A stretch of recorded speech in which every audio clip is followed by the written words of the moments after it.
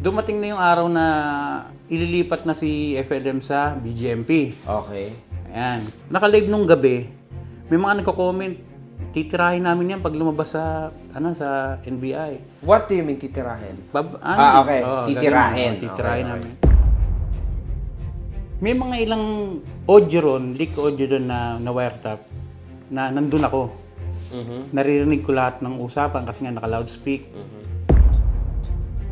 Tapos yung conversation nila, kinausap ko siya noon, sabi nga, huwag mong gagawin yan, titirahin mo. Marami kasi kami death threat talaga dati. Minsan, na-miss ako pag lalabas ako sa bahay, makakita ko isang basyo ng bala. Marami yan. Minsan may mga riding in tandem na magtatanong, saan bahay ni rito na ganyan. Grabe. Oo, Sa galit sa inyo ni... Hindi ko alam eh. Hindi. Ano pa to, naka-FLM pa kami nito. So, maraming galit kay FLM, Norman oo. Mangusin talaga. Sabi ko nga sa kanya nun, Inay, huwag ka nang bumalik dito. Kahit na anong mangyari, diyan ka na lang. Okay ka na dyan. Hindi nak. Ganun siya sa akin. Sisingilin ko pa siya, may utang pa siya sa akin 3 milyon. Ay! Nako. May usapan kami na December 4, babayaran niya ako. Ganyan. 3 milyon ang utang ni 3 Norman milyon. Mangusin sa kanya. Oh my God. Sabi ko, bayaan mo na yun, hindi na babalik yan. Hindi na babalik yan, alam mo naman yun.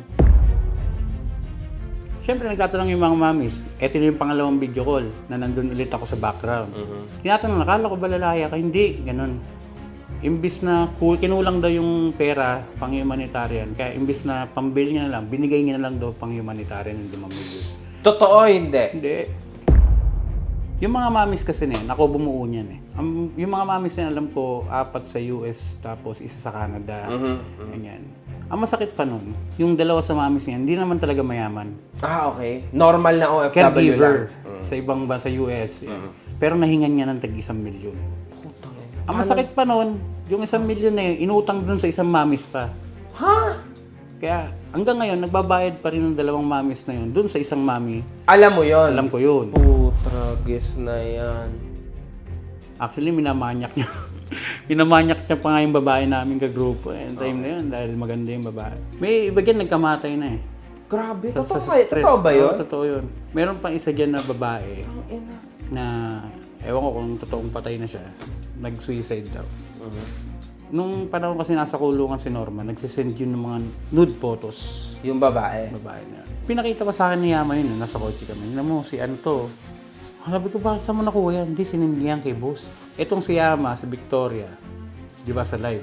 Di labas na yung mga picture na yun na nahubad na yung babae. Na, Ay, ito yung ano, ito yung ano yun, yung babae na yun. Na, parang ayoko na, hindi ko na kaya, papamatay na ako. Lately, nagkita kami, nasa kanila kasi yung painting ni FLM. Birthday ni FLM yun. Puta, sinunog ko yun. Sinunog namin doon sa alabang. Ayun ay parang pinaka-birthday gift namin sa kanya. Ayun yung binibenta niya na 30 million daw. Na frame niya, gawa ng fan, spinnerman niya. Binibenta niya yung 30 million. Sinunog namin. Sa mismong birthday niya. Kaya, yung galit talaga ng mga tao nung ngayon, lalo na ngayon. Gusto talaga siya makulong na.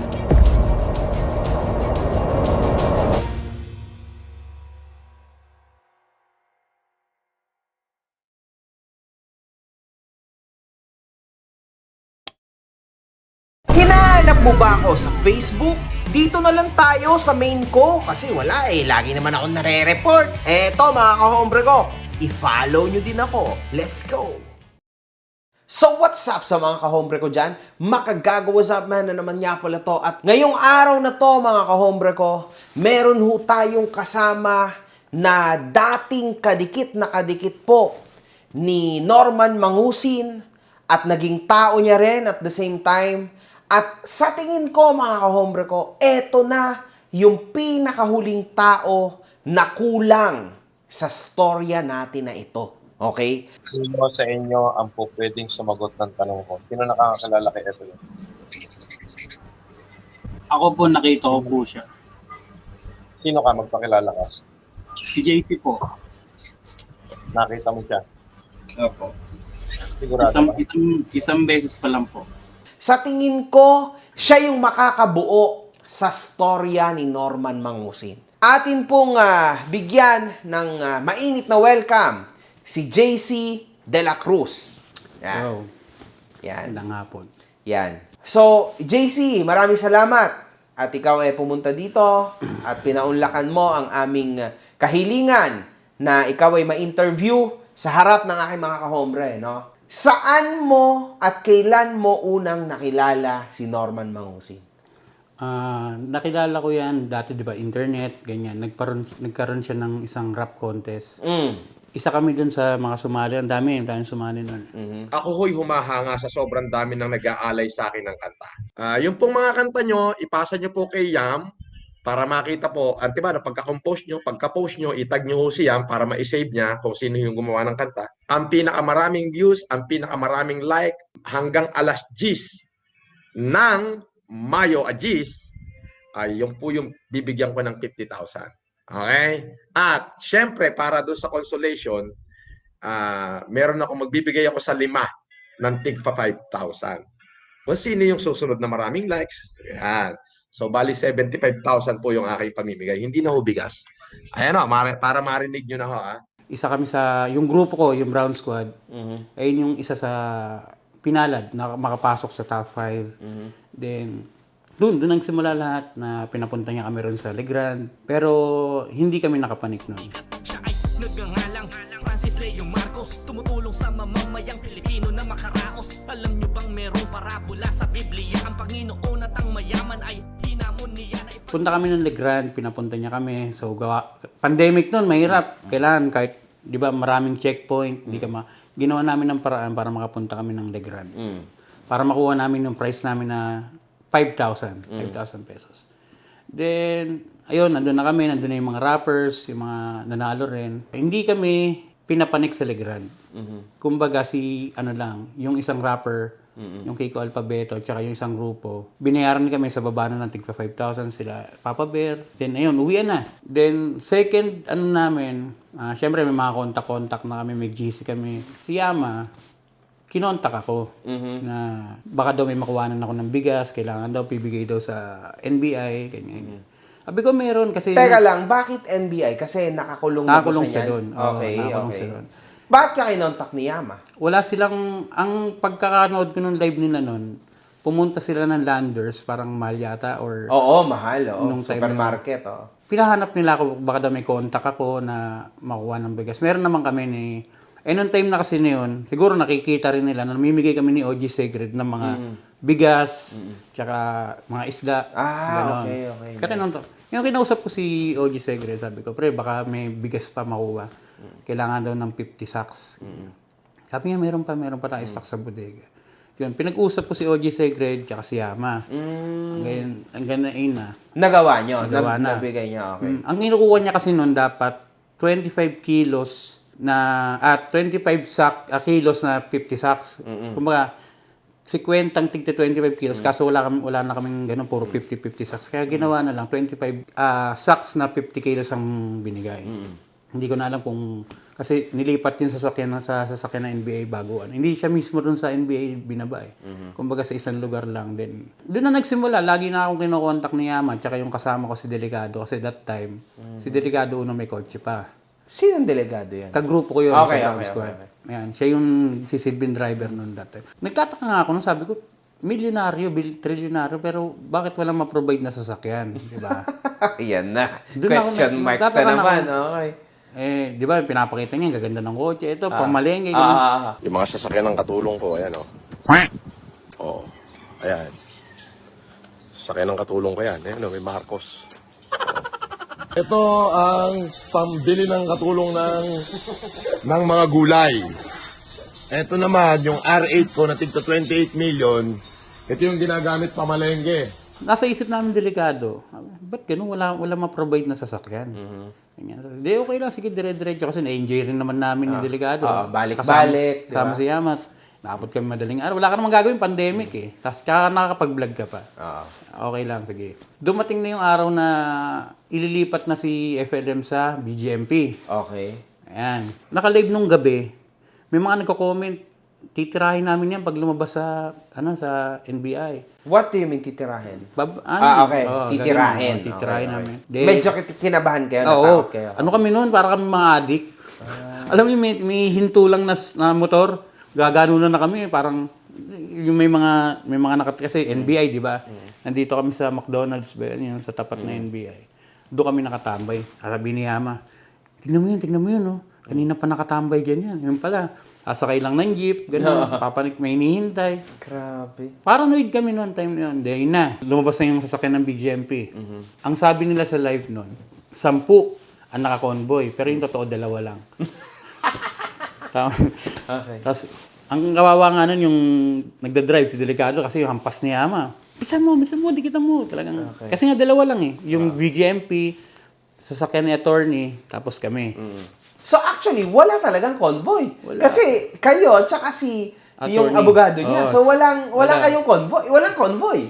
Napakahirap maging OFW, mga kahombre ko. Lalong-lalo na yung pagpapadala ng pera sa ating bansa. Alam naman nating lahat na hard-earned money, lahat ng pera na pinapadala ng mga OFW. Gagastos ka pa ba naman ng extra sa mga naglalakihan transaksyon ng mga application at physical stores? Siyempre hindi. Kaya dito ka na sa TapTap Zen. Mga kahombre ko, sobrang nakakatuwa tong app na to. Dahil bukod sa napakatinding exchange rates nito, 0 fees pa pagdating sa pagpapadala mo sa bangko at mobile wallets tulad ng GCash at Maya. 95% ng mga transaction ay dumadating agad just within 5 minutes. Napakasulit talaga nito, mga kahombre ko. Now, kung gusto mo mapadali ang buhay mo tulad ng mga sinabi ko, i-download mo na ang TapTap Send. After mong i-download ito, mag-sign up ka na. Pero syempre, mga kahombre ko, huwag mong kakalimutan ang promo code ko na makagago nang magkaroon ka ng extra $20. Totoo yun, $20 sa ipapadala mo sa una mong deposit. Ano pa ang inihintay mo, kahombre ko? I-tap-tap send mo na yan.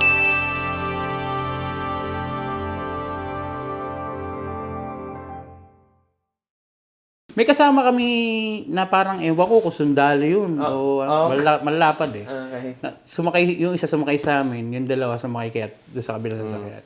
Yun na yun. Pero wala talagang convoy, nakasunod lang kami. Okay. Sasakyan ng BGMP, tapos 2 sasakyan. Grabe yun. Hanggang ano yun, hanggang Camp Crame. Okay, malayo-layong biyahe ata din yan, ano? Di ba, traffic. Buti na lang yung BGMP yung sasakyan. Dumating yung sa toll gate, hindi niya pa kami nakikita noon talaga eh, ni FLM eh. Toll gate pack, andito sa kabila yung sasakyan ng BGM, dito kami, siyempre sigawan, boss! Gumanon siya. Nakaposa siya. Ganun. Boss! Shout out! Laban lang, boss! Laban lang! Red sa boss FLM. Eh siyempre ako, kagustuhan ko talaga dati pa na ma-shoutout niya ako. Nasigaw ko na lang, boss pa shoutout. Tawa ko na pag naano ko lang. Tapos ayun. Pagdating doon sa gate ng BGM, papasok ka sa loob, di ba? May mga ibang kasabay. Then binitbit namin yung gamit niya, yung unan, yung ano, ganyan. Pagpasok sa loob, hulasan na kami, balik na. Uwian na. Ayun, then ito na. Di ba? Pumasok na dito si Inay eh. Dito kami kay La Inay Merian. One time, di ba may mga kumakalat na leak audio. Yes, wiretap. Okay. Okay. Yan. Na may naglabas, ganyan. May mga ilang audio ron, leak audio doon na wiretap, na nandun ako. Naririnig ko lahat ng usapan kasi nga naka-loudspeak. Tulad nung kay Amy Marcos. Okay. Di ba may nag-leak yan. Asa kotse kami yan. Sinong kausap niya? Si Amy Marcos talaga? Hindi. Okay. Ito yan. Ang kausap niya ron si FLM tsaka si Yama. Hello? Boss, Talagang pinangalanan mo na si Amy, ha? Senator Amy nga lang, hindi ko na binuong Marcos. Ito namang mga vlogger mo, pinaglalagay, Senator Amy Marcos, humingi ng 10 milyon kay FLM, ganito binigay. Hindi, ganito yan. Wala ka pinangalanan, pero pagka dinitbit ka, isa lang ang sasagot mo dyan. Hello? Andun ako sa bahay, eh. Nung nag-prepare kami ng pera ni Boss FM, eh. Yun ang sasagot mo. Hinatid pa namin yung unang 5 million sa sa Pigi Bara. Pagka sabihin mo, opinion mo yan, nasasaktan na ako sa boss ko, eh. Ano? Okay. Si Yama naman, tingin ko pa yan nag-record yan for safety purposes niya, panglaban niya sa kung sakaling, dinimanda ko, inutos sa akin, tapos tinanggi. Oo. May ebidensya siya. Oo. Ang problema, kumalat. Hindi natin alam kung sino. 3 klase ng cellphone. Paano na i-record yun? Ibig sabihin, may nakatanim sa mga Cellphone ko? May nakalagay dito? Pwede rin. Pwede rin. Pwede rin na nilagyan ka. Hindi naman ikaw nag-record nun, di ba? Hindi. Nung mga conversation na yun. Hindi ikaw. Hindi. Hindi ikaw. Hindi. Hindi ikaw. Hindi. Hindi ikaw. Hindi. Hindi ikaw. Hindi. A few inches later. Yung nirecord niya na yan, that belongs to you actually, di ba? Akin yan. Ako kausap eh. Okay. Paano niya yan nakuha? Sa cellphone ko yun. Sa cellphone ko yun. Sa cellphone ko yun. Sa cellphone ko yun. Sa cellphone ko yun. So, back tayo doon sa storya. Kausap niya si FLM. Silang dalawa. Naka-loudspeak. So, narinig namin, ako, si Patricia, tsaka si Delicado. Yan. Na, ano yun, sabihin mo, si Amy Marcos, ganyan. Alam ko yung bahay niyan. Kunyari, sekretarya na kita that time. Tapos, siyempre, si Ama, ano sasabihin ko? Anong taon yun? Saan yun? Ganyan, hindi. Tapos yung conversation nila. Kinausap ko siya noon, sabi nga, huwag mong gagawin yan, titirahin mo. Marami kasi kami death threat talaga dati. Minsan, amiss ka ako pag lalabas ako sa bahay. Makakita ko isang basyo ng bala. Marami yan. Minsan may mga riding in tandem na magtatanong, saan bahay ni ano rito na ganyan. Grabe. Oo, Sa galit sa inyo ni... Hindi ko alam eh. Hindi.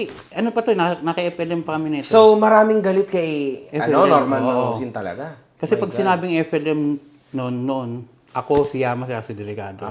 Kasi kami lagi nasa field. Ganyan. Yun, kinausap ko siya. Sabi niya, tatakot ako, ganyan. Dumating yung isang linggo, nagulat ako, nandun kami sa bahay ni Inay Mary Ann, sa White House. Binabanatan niya na sa live, si Amy Marcos. Lahat kayo, hinahamon ko kayo. Pumunta kayo sa opisina o sa bahay ni Senator Amy at itanong ninyo kung ako ay nagsisinungaling sa dinala ko. Pero hindi niya ako nakita nun dahil nasa loob ako ng kotse. 'Di ba? Hamunin mo silang lahat ngayon na patunayan na nagsisinungaling ka. 10 million pesos ang hiningi ni Amy kay FLM personal cash. Yes, cash po yun at may video po yun. Total, gusto niya na nga patotohanan. Edi ilabas na natin kung ano yung totoo. Alam ko kung ano yung sinabi ng FLM. Yun yung exactly ginagawa yung niya. ginawa niya. Hindi, isa yun sa mga leak video. Yung pangalawa, August 27 yata yun, 2020. Sabay yan halos yung kay Jam Mangusin tsaka kay Nanang Remy. Nung papunta kami ng North Caloocan sa bahay ni Inay Mary Ann nun, kausap niya una si FLM.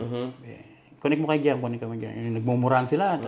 Wag mong pakialaman ng buhay ko at wag ka nang makikisaw-saw sa buhay ko. Wala kang pag-uusapan. Open nam. Pag may napahamak, ito tanda mo, pag may napahamak, putang ina mo. Pag may napahamak. Pag may napahamak, tandaan mo yan, pag may napahamak ng dahil dyan sa kagagawan mo. Ako, isisisi mo lahat sa akin. Sige mo ako. Putang ina mo. Isisisi lahat sa akin. Putang ina mo ka. Ulitin ko siya, putang ina mo ka. Ulitin ko siya yan. Putang ina mo. Wala akong ginagawa. Yama, ibaba mo na, putang ina mo. Ayaw na kang makausap at ayaw ko na marinig ang pangalan mo. Mula ngayon, tapos lahat sa atin. Tapusin mo. Putang ina mo. May nabaltaan ako, ginawa ko, narinig ko, pangalan ko, idinawit mo sa kahit anong katarantaduhan mo, putang ina mo, ipakakanata ta. Hindi pa yari mo. Takot ako sa'yo. Matapang din yung isa. Talagang, siyempre, alam ang story ng buhay niya. Natapos. Nakarating kami sa sa bahay ni Inay. Dito na yung leak audio na pinagmumura niya yung nanang niya. Putang ina! Tumahimik naman na. Wala Hindi naman. nga tumatahimik! O, kakausapin ko, tatanong ko. Ako magpapatid dyan. Inaatan mo ng butas yung kapatid mo. Hindi ko yung kapatid. Akala niyo nakakalimutan ko lahat ng mga pangyayari sa buhay ko. Kung sino nagpabagsak sa akin. Hindi siya. Hindi ka sana. Ano naman wala kang nalalaman. Puro kayo hindi siya, puro kayo hindi siya. Ipagtatanggol mo yan, syempre anak mo yan Ngayon sasabihin ko sa'yo, dalawa lang pamimilian mo. Ipagtatanggol mo yan, hindi mo na ako makikita hanggang sa mamatay ako. Kahit bangkay ko, hindi ko ipakikita sa'yo. Bala ka. Yan na. Sige, mula ngayon. Magmalaki sa akin, anak. Alam mo, hawak ko. Hindi kita pinagmamalakihan. Hindi kita Magmalaki pinagmamalakihan. ka sa akin. Sabi ko sa'yo, magmalaki ka sa akin. Wala Putang ina. Magkalimutan na tayo lahat. Ilang gusto mo, dahil sabihin mo. Putang ina. Pinagtatanggol mo. Pinagkakanulo na ako Tapos tatakutin mo pa ako ng ganyan na hawak o buhay mo. Putang ina. Ako ang nanay mo. Putang ina. Tandaan mo, ako ang nanay mo. Putang ina. Kahit ina kita. Tumatakot. Ang sabi ko sa'yo. Putang ina. Hindi mo nga ako pinakikinggan Sa'yo. Pakinggan mo, hindi lahat ng taong nakadikit sa'yo, totoo. Kaya pinaglalaban ni FLM nun si Inay Mary Ann, di ba sa video na narinig nyo na, si Mary Ann na lang ang, ang parang kakampi ko, gano'n. Si Mary Ann na lang nasa akin. Si Mary Ann lang ang may sabi niyan. Si Mary Ann, walang ibang tao akong kausap kundi si Mary Ann. Hindi mo ba alam na si Mary Ann? Siya na lang ang natitira sa akin. Ay, siya lang ka naman pinagkwentuhan na tinutokso ako ng gold bar. Nanay, paghanda mo ko ng isang gold bar. Yung bunganga mo! Kaya niya kasi pinagtatanggol si Inay Mary Ann nun. Alam ni FLM na nandun si Inay Mary Ann, nakikinig, naka-loudspeak na medyo nawawala-wala pa nga yung signal. Kasi Alam niya na kasama niyo yung Mary Ann. Okay. Pero hindi niya alam na nandun ako. Okay. Alam niya lang si Yama, tsaka si Mary Ann na nandun. Pero hindi niya alam nandun si Delegado, nandun ako, tsaka si Patricia. Narinig namin, kaya yung isa sa mga kaya kong patunay na hindi yun AI. Sabi niya AI daw eh. Wala pang AI noon. Kung meron man, hindi pa ganun ka. Hindi kilala. Yun, ayun yung mga kaya nating patunayan na hindi yun AI. Kasi nandun kami. Hindi lang ako. Ilan kami nandun. Kung nabubuhay nga lang si Inay Mary Ann For sure, magsasalita din yun ngayon. No? Nakawala na siya dyan si Inay Mary Ann sa FLM community. Sumama siya sa isang sikat na grupo, ganyan, medyo sumikat din siya. Sabi ko nga sa kanya nun, Inay, huwag ka nang bumalik dito. Kahit na anong mangyari, diyan ka na lang. Okay ka na dyan. Hindi nak, gumagano siya sa akin. Sisingilin ko pa siya, may utang pa siya sa akin 3 milyon. Ay! Nako. May usapan kami na December 4, babayaran niya ako. Ganyan. 3 milyon ang utang ni Norman Mangusin sa kanya. Oh my God. Sabi ko, bayaran mo na yun, hindi na babalik yan. Hindi na babalik yan, alam mo naman yun. Hindi, kailangan niyang bayaran yun kasi ang negosyo kasi ni Inay, alam mo yung nagpapautang sa mga nagsusugal. Okay. Sa casino. Okay, gets. Financer, parang financer, yan. Pag kalimbawang ikaw, sugalero ka, wala ka nang... Nangangailangan ka na, may isasangla ka. Salya ko muna tong... Yung White House, salya lang yun. Okay. Sa kanya. Ay, grabe. Salya lang sa kanya. Hanggang sa nakuha niya na, gano'n. Hanggang sa nakuha niya na. Doon yung sinasabi na dapat, kung lalaya si FLM, doon titira. Inangkin niya na nga yun na kanya yun Pero hindi yun kanya talaga. Maganda yung bahay na yun. Kaso, siyempre, maraming anak si Inay Mary Ann. Kung doon pa siya titira, wala na, masikip na. Oo. Ayun, sinabihan ko nga na wag na. 3 weeks yata before December na magkakaroon na singilan. Kina-character assassinate na si Inay nga. Inaano na meron daw utang na 10 milyon si Inay Mary Ann, pera daw ni FLM yung ginagamit ni Inay Mary Ann sa mga ganyan-ganyan. Sa pamimigay ng tulong. Kausap ko nandun ako kaya alam ko yung nangyayari. So, syempre, hindi mo pwedeng kampiyan si Inay. Unang-una, tapos ka talaga. Dahil ikaw ang susunod na kakarakter sa ang ginagawa ko. Ngayon, nararamdaman ko na yun. December, yung last namin yata sa Alabang. Yung sinasabi ni The Kings na kasama niya yung pamilya niya. Yun, yung birthday ng anak niya. Wala pa rin yun. Talagang nararamdaman ko na kasi nun na parang yung 8 milyon, wala Wala. Yung 8 milyon na sinasabi ni The Kings. Na naipon. Na nakuha niya in about 20 plus days, tama? Wala. Hindi pa yun. Malaking pera yun. Malaking pera to. Baka magulat ka na inabot ng 8 million pesos in 25 days. Oh my God. 8 million! Sabi ko parang, hindi to worth 8 million yung mga pinamigay. Kasi kahit yung mga ibang vlogger, ang ginagawa kasi ng ibang vlogger, kasi yung malalayo, like Cagayan, kasi malalayo, ang kasama niyan ako talaga, si Yama, tsaka ayun lang. Tapos yung mga artista. Pero pag may, alimbawa, Montalban, Alabang, nakakapunta. Kasi mga nandito naman sa Maynila. So may question ako, do you think na yung ipinamigay nyo, kung saan kasama ka doon, di ba? Ay lahat ng pinamigay nyo, no? Kung isosomahin natin, ay worth talaga ba na 8 million peso yun? Okay. 1 million, di aabot yun. So in short, saan sa tingin mo talaga napapunta yung 8 million? Sa kanya yan. Kasi so, same hindi naman pwede si Dong ang humawak ng ganyan. Kasi once na may pera, padala mo na rito, sa akin na yan. Kumbaga, kasi siyempre may mga bayarin siya sa loob. Kaya kailangan niyang yun. So, how much do you think ay yung tunay niyang natanggap? Yung time na yun, nasa 13 million. Tingin mo? 8 million sa Sa yung worldwide. Palipad. Worldwide. Worldwide. Wala pa yung palipad nun. Worldwide okay. pa yun. Grabe. Tapos 5 milyon sa mga mamis. Tigi 1 milyon yung 5 mamis na yun. Putrakis. Kaya, Legit yun, na legit tigil yun. sa milyon. Nakita mo yon sa mata mo. Narinig ko yun. Talagang, kasi ang ginagawa niyan, binibidyo call niya yung mga mamis tuwing madaling araw. Eh may isang mamis dyan na talagang tinuring ko ng ina, tinuring akong anak. Kaya, JC, sabi nga, tatawag sa amin mamaya sa FLM madaling araw. Huwag ka muna matulog. Pag binidyo call, ibibidyo call din kita para narinig mo yung usapan. Kaya ang sabi niya noon, sa mga mamis noon, lalaya na siya. Kailangan niya ng 5 milyon para pambil niya. Sabi ko, syempre naloloko pa ako kay FLM. Sabi ko, sige na, bigay niyo para makalabas na, ganyan. Ending, nabigay na lahat ng humanitarian, hindi pa siya lumaya. Syempre, nagtatanong yung mga mamis, eto na yung pangalawang video call na nandun ulit ako sa background. Tinatanong, nakala ko ba lalaya ka? Hindi, ganun. Imbis na kinulang daw yung pera pang humanitarian, kaya imbis na pambil niya na lang, binigay niya na lang daw pang humanitarian yung 5 milyon. Totoo, hindi? Hindi. Kasi walang lumabas na video, tama? Wala. My God. Kaya, alam nyo, mga kahombre ko, kung makikita nyo, kaparehas medyo ng kwento ni Mac Pablo yung sinasabi niya. Kasi madaling araw din si Mac Pablo nakakausap ni Norman Mangusin. Ganun din kayo or sila, tama? Tumawag siya sa akin ngayon. Madaling araw na naman. Kumbaga, alam mo yung pagdududa sa isip ko, nawawala. Pero once na tinawagan ako ni FLM ng madaling araw, yung pagdududa, babalik. Pag tinawagan niya ako ng madaling araw, talagang mawawala yon. Kasi madaling araw, wala ng mga opisyal. Diba? Tama. Malaya ka na dyan. Grabe. Tindi nun ah. Okay. Yung mga mamis kasi na yan, ako bumuo niyan eh. Yung mga mamis na yan, alam ko, 4 sa US, tapos 1 sa Canada. Ganyan. Ang masakit pa nun, yung 2 sa mamis niyan, hindi naman talaga mayaman. Okay. Normal na OFW caregiver lang. sa ibang bansa sa US. Yan. Pero nahingan niya ng tag 1 milyon. Putang ina. Ang masakit pa nun, yung 1 milyon na yun, inutang dun sa isang mamis pa.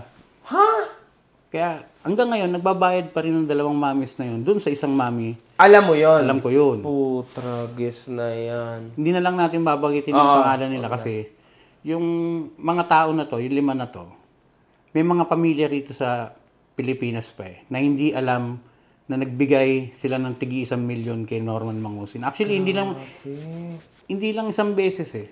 2 beses yan. 2 beses tigi 1 milyon? 2020 tapos 2021. Ayan. Putragis. Pero yung pangalawa, parang nag-hesitate na yung mga mami, pero nagbigay pa rin. So, ibig sabihin, 2 million in just 2020, tumawid yung 2021. So, 10 milyon. Ayun yung tinasabing super mega humanitarian kineme. Yung 1 million. 1 million bigas. Oo. Hindi talaga nangyari. Wala nangyaring ganun. Grabe yun. Tago na ayun yata yung parang biglang hindi na nagpaparamdam. Ilang linggo hindi umakit ng live. Kasi umakit ng live yan eh.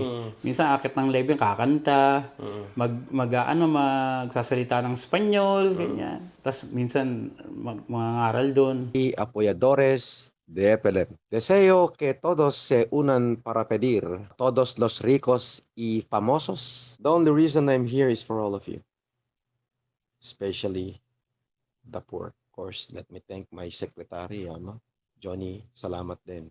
Mayroong lungkot sa iyong mga matay bigat ng iyong dinadala. Kahit di mo man sabihin, paghihirap mo'y nadarama ko rin. Ilang linggo, hindi nagparamdam. Bakit kaya? Siguro kulang yung pera. Kasi nga, yung mga OFW medyo nag-aano na eh. Simula nung ginawa niya sa mga alabang, parang hindi talaga worth 8 million yung bigas eh. Kasi may mga nagbablog na 250 sacks lang. 25 kilos pa. Hindi abot ng... Hindi siya totoo na nagastos niya yung ganung kalaking kahalaga. Siguro mas malaki pa yung ginastos niya sa loob. Kesa dyan sa ano. Saan niya dinala yung pera? Ibinulsa niya talaga? Sa kanya lang yun. Grabe. Kaya minsan one time naman, bumisita kami BGMP, ako si Delegado, si Patricia, si Yama, si Attorney. Birthday niya yun. May dala kaming maliit na cake. Pasok kami sa loob. Kaya nakilala namin siya, na nakausap, ganyan. Kwentuhan, tagal din namin na kwento-kwento. Yan. Doon yung parang second time eh. Kasi di ba hinatid namin siya. sa PGMP. Second time yung birthday niya. Doon na namin siya personal na nayayakap namin siya, nakakausap namin siya. Actually, minamanyak niya. Minamanyak niya pa nga yung babae namin kagrupo. Yung time na yun, dahil maganda yung babae. Okay. Ngayon. Anong ibig sabihin sa minamanyak? Like, hinihipuan niya? Hindi na, yung yakap niya makikita mong, mahigpit talaga. Iba eh. To make story short, tapos na ang birthday niya, uwihan kami ulit. Yun na. Ito pa, isa sa mga kwento namin. Papunta ako ng Baguio, kay Nino Barzaga. Punta kami dyan. Do you think kilala niya talaga si Nino Barzaga? Kilala niya yan. Kalokohan yun. Maraming bala si Nino Barzaga sa cellphone. Alam ko yan. Sobra. Kasi lahat niya pinaparinig niya sa akin pag mag-isa. Itong mga old cellphone na ito, makinig ang putang ina mo ka. Itong nahawakan ko na itong old phone ko, inisa-isa kong pinakinggan ang mga naging conversation natin sa phone. Alam mong hindot ka na nagre-record ako ng mga tawag sa cellphone. Ipapaalala ko sa'yo, lahat yun naka-record, putang ina mo ka. Huwag ako ang ululin mo, Francis. Okay. Magkaibigan kayo. Oo, talagang dikit kami yan ni Nino. Kahit nandun pa ako kay FLM, antay na siya. Talagang, utang ina mo ka, huwag mo akong titirahin. Gaganon na kami. Di yan. Punta ako kay Nino. Maya-maya, tumawag siya. Una tinawagan niya si Nino. Sabi niya, boss, nandito si JC. Sabi niya kay Nino, labas ka muna. Pero, alam mo naman yun, si Raul, hindi lumabas. Hindi loudspeaker pa. Huwag ka masyado magtitiwala dyan, ginaganon niya. So naririnig mo? Oo. Okay. Gumaganon si Nino sa akin. Hindi natin masyado kilala yung mga yan, ganyan. Maya siguro mga ilang minuto lang, tumawag naman sa akin. Ang gamit niya pa doon na messenger, yung Ray de la Cruz. Marami siyang ginagamit na messenger. Sanay pala siya talaga sa ganyan. Kaya niya ginagawa iba pangalan para kung hindi naman ako yan di ba? Kahit may picture na ganyan na hindi pa rin siya. Ngayon, tinawagan ako. Sabi niya sa akin, labas ka muna. Pero di rin ako lumabas, matigas din yung ulo ko Niloudspeak ko rin, kaya gaya ng ginawa ni Nino. Huwag kang maniniwala dyan kay Nino Barzaga, ganyan. Malakas ang topak sa ulo niya, sira ulo yan, ganyan. Grabe. Hindi niya alam na yun.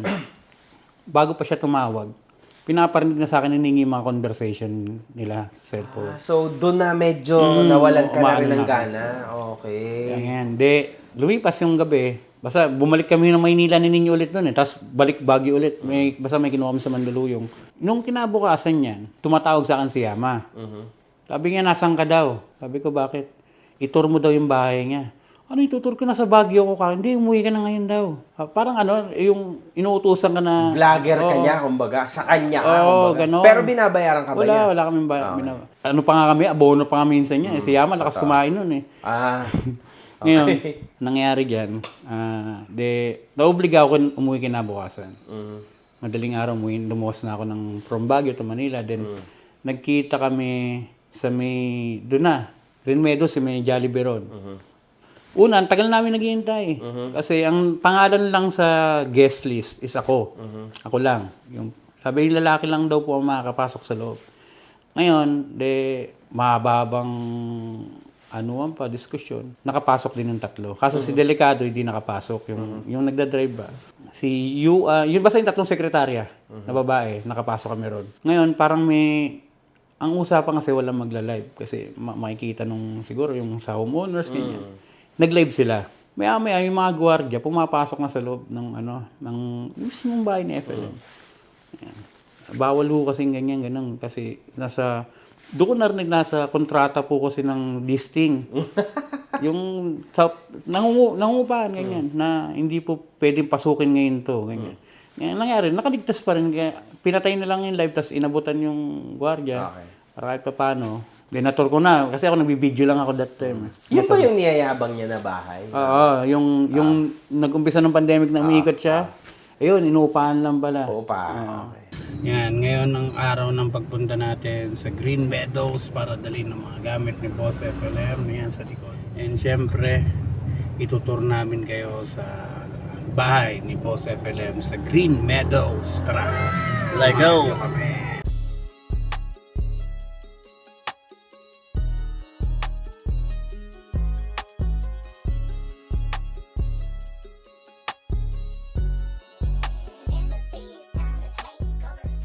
natapos yung tour. Pero malamig na ako that time eh. Hindi na akong masyado Hindi ka na loyal sa kanya. kumbaga. parang, sige, FLM, FLM. Pag nandiyan, FLM, gano'n. Pero ano ko na yung 14 vloggers nga naalis. Sabi ko, tanginan itong mga to, unahan pa ako. Pero ako kasi, parang nananahimik na ako nun eh. Kaso kasi dyan, sa community na yan, pag nanahimik ka, hindi pwedeng mananahimik ka. Kailangan, kaya ka nawala rito, dahil may ginawa kang katarantaduhan. Wala man akong ginagawang katarantaduhan. Wala silang mabutas sa akin kahit yung mga padala-padala. Kasi bakit? Sinasabi ni FLM, huwag kayong tatanggap sa mga OFW, sa mga ganyan. So, Marami naman sa'yo nagbibigay dyan eh. Sabi ko, boss, wala nagbigay sa akin dito kahit 5. Unang-una, hindi ako pwedeng tumanggap. Ikaw ang nagbili niya na walang vlogger na pwedeng tumanggap kahit bigyan kayo. Pinanindigan ko yun. may pera naman ako eh. Kung mga sumasweldo ko sa YouTube, may mga OFW pa nga na minsan may, JC, baka pwedeng, yung anak ko, ganyan, walang pambayad na ganyan. Binibigyan ko pa yan. Sobra-sobra naman kasi yung pera that time. Ngayon, nandalamig na ako. Dito nila ako tinaniman ng kahon. Yung box na galing Japan. Hindi ako nagbibigay ng address ko kahit kani-kanina. Dahil nga, takot ako yung daming death threat eh. Itong si Yama, alam yung address ko. Ginawa niya, takot din siyang magbigay ng address. Ang ginawa niya, binigay niya yung address ko. So one time, maga-maga ginigising ako nung anak ko. Daddy, may kahon sa labas, ang laki. Tangina, pagkita ko. Hinabahan ako, baka mamaya patay na tao yung nandun sa loob. Diba? Sobrang malaki. Tapos nung nasilip ko, parang Japan, galing Japan. Sige, pinapasok ko na sa loob. Ngayon, kinontak ko yung Japan movement sa, yung parang wala pa kasing FFCA, Japan movement. Sabi ko, ano pong gagawin ko rito? Sabi niya, parang pamimigay sa nasunugan. Ganun, eksakto may nasunugan sa amin. Sabi ko, sige po. Pagbukas ko, puro ukay-ukay nga. Yung mga damit na lumang damit, ganyan. Yun, parang doon na ako binutasan kasi hindi ko daw siya kinontak. Sabi ko, ba't kita ko kontakin na nagpadala Japan?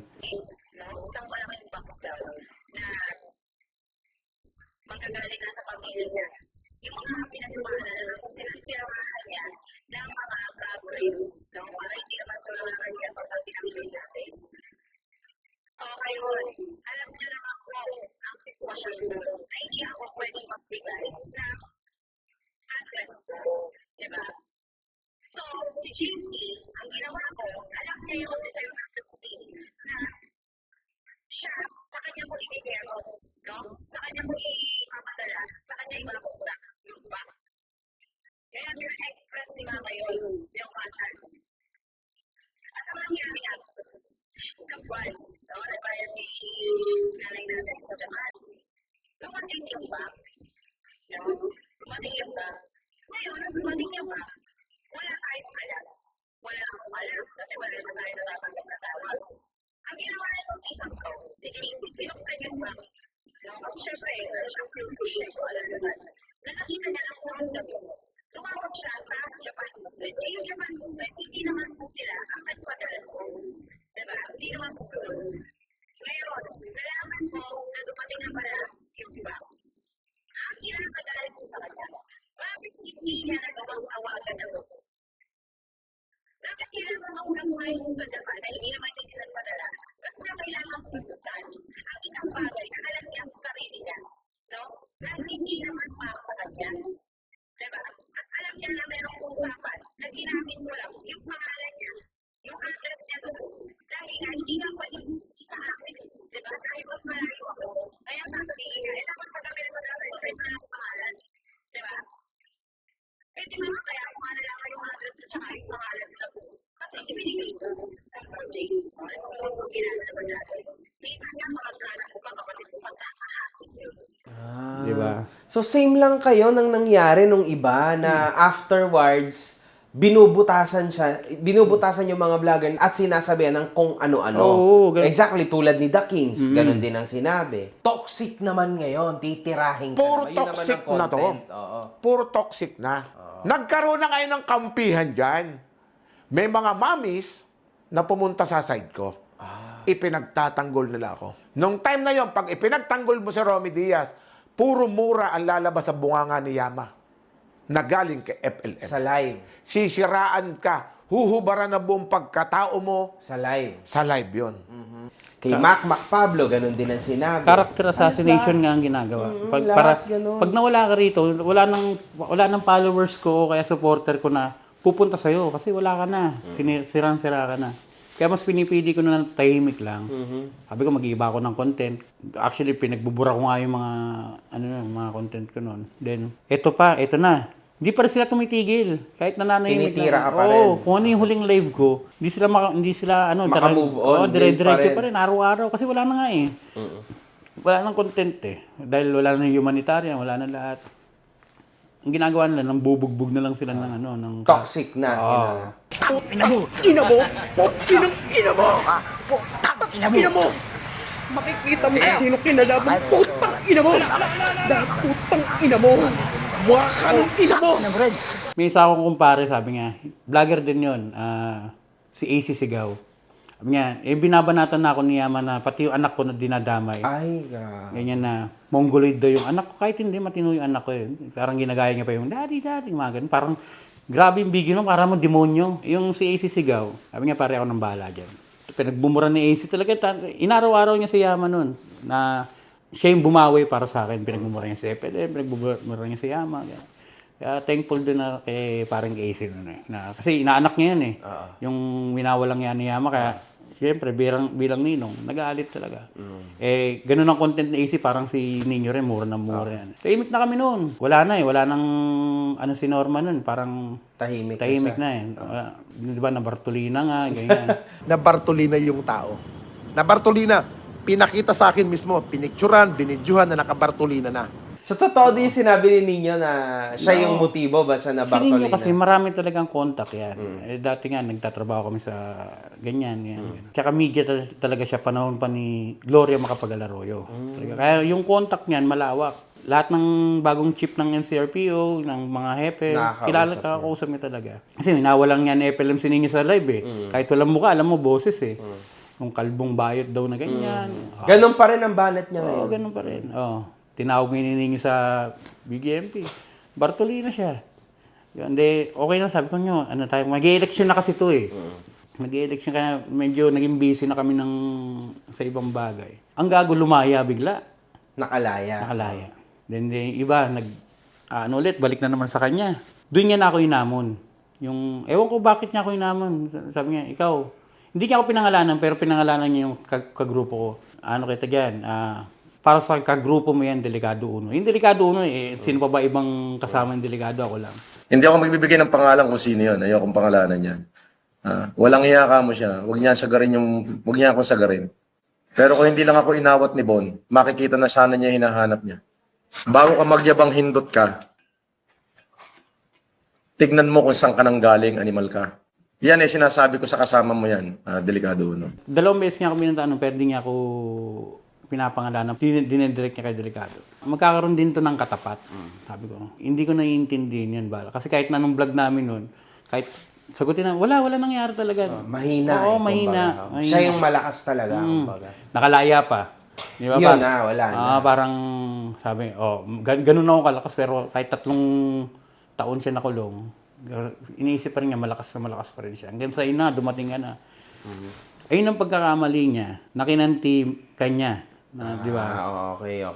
Siguro, inadya na yun ng pagkakataon na kantiin ka niya para bumalik ka. Kilala naman kita, talagang babalik at babalikan mo yan. Kita mo saka nakakita, tatakbo ka, gusto mong manilbihan sa Pilipinas, gusto mong maging senador, gusto mong magkaroon ng kapangyarihan, gusto mong maupo, 'di ba? Pero anong ginagawa mo? Anong klase pag-uugali meron ka? Umpisahan mo sa ikaw mismo, yung sarili mo hindi mo mailabas kung sino yung totoong ikaw.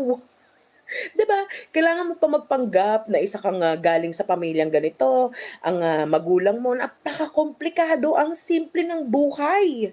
'Di ba? Paulit-ulit natin sinasabi na mahal ka ng tao.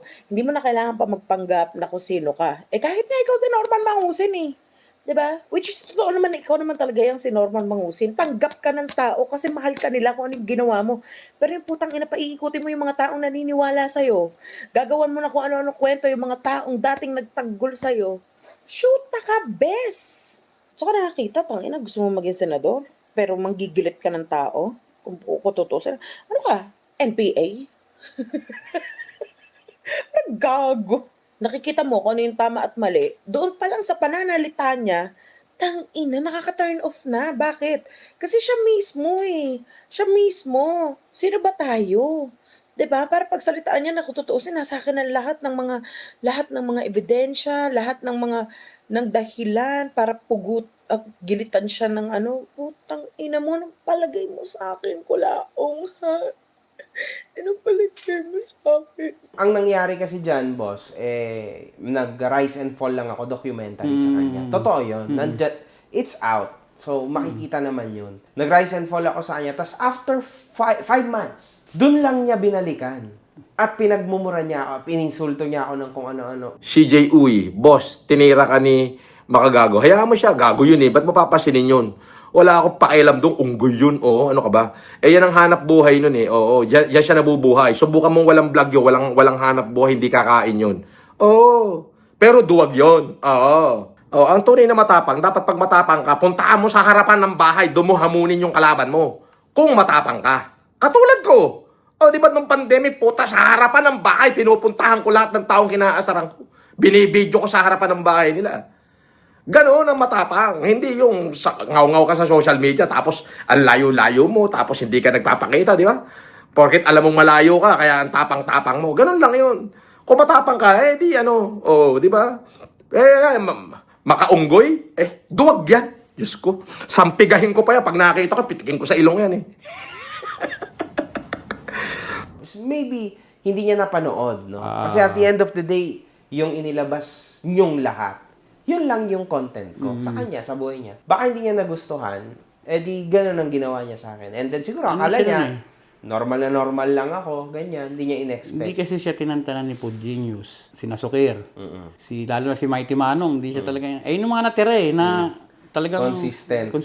Nawala kami, bumalik kami, nandun pa talaga sila. Sila Bungo, yan, hindi yan tumitigil. Sumusundot-sundot pa rin siya kasi nagti-TikTok nga si Norman eh. Doon siya maraming nabubudol sa TikTok eh. Kasi YouTube niya talagang patay na rin. Ngayon na lang ulit nagkakaroon ng views kasi wala na talaga. Kaya pumunta siya ng TikTok. Yung page niya, laging nawawala. Nabubura siguro, nare-report. Yun, siguro kaya kinontent ka niya, binalikan ka niya after 5 months kasi wala na siyang content. Ikaw na, siguro nakikita niya, malaki fanbase ni MG. May nagsabi. Kasi mga nagko-comment, sila rin yan eh. Oo, halata. Babago lang ng pangalan. Halimbawa si Casper. Gawa ng account si Casper, iko-comment. Kasi ganun ginagawa namin dati. Para sa kanya. Para sabihin nyo ganyan, sabihin nyo ganun. Halata naman, may pattern. Then magko-comment ako, ibang account. So, babasahin niya. Ganun lang. Sa isang banda kasi, boss, sa totoo lang, no, hindi rin ganun naging kadali yung nagiging laban namin ngayon. Kasi kahit papano, malakas talaga siya even before. Sa totoo lang, actually, mahirap din. Pero syempre, kaya nga hindi namin siya pwedeng tantanan. In this case, na kami na lang yung natira. Hindi po pwede na tantanan siya ni MG eh. Kasi pag tinantanan ko siya, kahit pa ulit-ulit yung content ko, pero wala kasing choice. Dahil pagka lumamig to, wala na naman. Wala na to. Tapos ang ending niyan, marami na namang mga OFW mabubulag. Yun lang kasi yung motibo. Kaya kahit na anong ilalabas ko kasi kailangan tong mabuhay. Kailangan tong mainit hanggang sa araw na lumabas yung warrant of arrest. Kaya nga, ayun nga rin yun yung totoo doon. Kaya ako hanggang ngayon, sinusubukan ko nandito ako. Parang kahapon yata may napanood akong video niya na. Di pag lumabas yung warrant, bail. Mahuhuyo daw tayo. Kasi tama, totoo. Malamang, ma-warrant tayo ron. Malamang. So, pag-bail na lang tayo. Ganon yun. Bail. Kaso, ngayon niya na lang yan nasasabi. Before kasi, hindi siya nakakatikim ng ganyan. Kaso lang, hindi niya maintindihan, boss, na mabigat talaga yung mga ginawa ko sa kanya. Kasi kahit walang kwenta, cyber libel, totoo naman yun. Kasi yun lang naman ang pwede ko ikaso sa kanya. Kaso lang, boss, medyo itchy siya. Kasi lalo't wala kang pera, tama, walang kwenta, cyber libel, mahina lang, maliit lang. Kaso lang, kung patong-patong. Paano kung patong-patong? Tapos paulit-ulit, weekly, mahirap yon. Yun yung laban ko sa kanya ngayon. Mapatunayan ko lang sa mga tao na kahit papaano yung kinita ko by doing this, kahit ibalik ko lahat yun, mapakulong lang siya ng paulit-ulit, okay lang yun. Ganun talaga. Kasi at the end of the day, kailangan ng tao ng hustisya. Tama. Tama. Ikaw din, kahit ikaw, di ba? Na yan din yung pinaglalaban mo before, nakita mo, nakasama mo siya, you know, man. Alam mo yun. pag minsan, ako kasi, tuwing gabi, mag-isa nga ako sa kwarto. May naisip ko, sabi ko, parang naawa pa rin ako sa mga tao. May iba dyan, nagkamatay na eh. Grabe, Sa totoo ba yun? Oo, totoo yun. Meron pang isa dyan na babae, na, ewan ko kung totoong patay na siya, nag-suicide daw. Nung panahon kasi nasa kulungan si Norman, nagsisend yun ng mga nude photos. Yung babae? Babae na yun. Magandang babae yun. Huwag na natin pangalanan. Ngayon, pinakita pa sa akin ni Yama yun, nasa kotse kami. Tignan mo, si ano to. Sabi ko, bakit saan mo nakuha yan? Hindi, sinindihan kay boss. Yung babae na yun, simula na wala yung 14 vloggers, sumama sa 14 vloggers na. Nawala na siya? Hindi, nandun na siya sa 14 vloggers. Tumigil na siya sa pagsuporta kay FLM. Ngayon ang nangyari. Itong si Yama, si Victoria, di ba sa live, dilabas nila yung mga picture na yun na nahubad na yung babae. Na, Ay, ito yung ano yan. Siyempre yung babae na stress. May stress. Ayan. Meron pa daw na sinasabi ni Yama na naglaslas, pero kay Chap lang yung ano. Pero makikita mo talaga meron. Dumating ilang araw, may nakakausap siya, yung babae na yun, na parang ayoko na, hindi ko na kaya, papamatay na ako. Pero mayaman sa ibang bansa yung... Nawala na siya? Nawala na, tuluyan na. Hindi na namin alam kung nasan. Grabe, so baka totoo yun. Sana hindi totoo na nahimik lang siya, pero kung ano man, kung totoo, talagang kawawa. Pero ganun kabilis nangyari, parang medyo... Hubad talaga kasi, talagang nude photos ng babae. May kita rin yung mukha. Talagang, wala. Nako. Meron pang isang babae rin. Ito lang lately nagkita kami, taga-Alabang. Ito yung pumunta kay Norman para bisitahin siya. Pero alam naman ng lahat to na pagdating doon, yung pinaglalaplap daw siya, ganyan. Pero parang gusto rin yata ng babae. Lately nagkita kami, nasa kanila kasi yung painting ni FLM. Birthday ni FLM yun. Puta, sinunog ko yun. Sinunog namin doon sa Alabang. Ayun parang pinaka-birthday gift namin sa kanya. Ayun yung binibenta niya na 30 million daw. Na frame niya. Gawa ng fan. Spinnerman niya. Binibenta niya 30 million. Sinunog namin. Sa mismong birthday niya. Yung galit talaga ng mga tao nung ngayon, lalo na ngayon. Gusto talaga siya makulong na. Sige, so ngayon, literal na ang gusto at sigaw nating lahat ay hustisya. Tama? Talaga. Meron pa pala, kasi nung eleksyon, may nakausap kami na isa sa mga politiko na binigyan niya ng bigas. Na pinuntahan din namin mismo nila. Ayoko nang banggitin ng pangalan niya, pero nung eleksyon, nakausap ko, sabi ko, di ba, binigyan ng bigas, tapos may second round pa. Ako nagbayad lahat dun dahil sinabi niya, bunuhan ko muna dahil yung frozen daw yung account niya. Naka-frozen yung account niya. 2 truck yun, ako nagbayad nun. Walang niya siya. Galit na galit. Diyos ko. Basta, ayoko nang sabihin ng pangalan. Lala naman, parang yung kalabasa tsaka yung ibang bigas na sinasabi niya na binigay daw niya kaso iniutang rin pala, hindi na binayaran. Naalala ko lang kasi yun dahil nandun na ako sa lugar na yun. Sabi ko, bisitahin ko kaya ito, kilala pa kaya ako. Sabi ko, kilala mo ba ako? Oo, tapos kinagkwentuhan nga kami. Napagkwentuhan ng bigas. Sabi ko, totoo ba na siya nagbigay ng bigas? Ay, naku, ako nagbayad lahat nun dahil sinabi niya, abunuhan ko muna. Yung, ganyan. Wala na talaga to. So, boss, ngayon, humarap ka dito sa camera mo at kung makakausap mo si Norman Mangusin, anong sasabihin mo sa kanya? Ayan siya, ayan siya sa camera na yan. Norman! Parang The Kings lang. Hindi, wala ka naman kasi, parang ano na yan si Norman, si FLM, ano na yan parang do or die na yan Kumbaga, mamamatay ako, makukulong ako, ganito na ako. Paninindigan ko na to. Kasi di ba lagi niya sinasabi na napunta ako sa libingan ng mga buhay. So, ibig sabihin, experience niya na. Napunta ako sa libingan ng mga buhay. Okay naman. Nung may pera siya. Ayun lang. Diba? Paano ngayon wala ka ng pera? Wala na siyang kapera-pera You can see. Kung meron man, kung dating ganun na lang. Hindi, konting-konti. Halos kaya na lang mag-survive kahit papano. Baka kahit yun, hindi na Ngayon, dati kasi, maraming nagpo-provide sa'yo. Ngayon wala na. Kaya yung masarap na buhay mo sa kulungan, hindi mo na mararanasan yun. Maghihirap na talaga yung pagkakakulong mo. Kasi kung pambail lang, wala na to eh. Wala na. Mahirap. May isa akong question sa'yo, boss. Madalas niyang iyabang na siya ay may mga kung sino-sinong connection back in the day, no? Anong masasabi mo doon sa sinasabi niyang connection dati versus sa sinasabi niyang connection ngayon? Ngayon, yan. Ayan, halimbawa, noon, na-meet ko naman yung mga sinasabi niyang connection niya. Yan, hindi ko na lang papangalanan. Pero, syempre, yung mga connection na yun, hindi naman habang buhay, ano sa'yo yan eh. Wala ka na eh. Wala ka ng pera, di ba? Napapakinabangan ka nila noon. Pero ngayon, wala ka ng pakinabang sa kanila. Wala na yan. Sasabihin na nga, baka hindi ko kilala yan. Yung ano yung ginagawa mo sa mga tao, baka ako rin, hindi ako kilala yan. Sigurado ako. Hindi ka kilala yan. Sino ba? Hindi ko kilala yan. Gagawin na sigurado yan. Eh, wala na. Yung sinasabi niyang connection, wala na ngayon yun. Hindi ka na susundin nun dahil wala ka na eh. Bagsak ka na eh. Yung connection niya, hindi na yun. Wala na yun.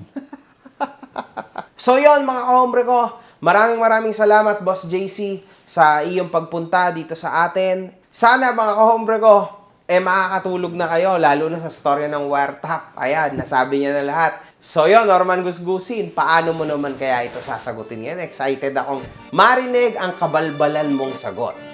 One love, good fucking vibes. Mga putang ina nyo kayo.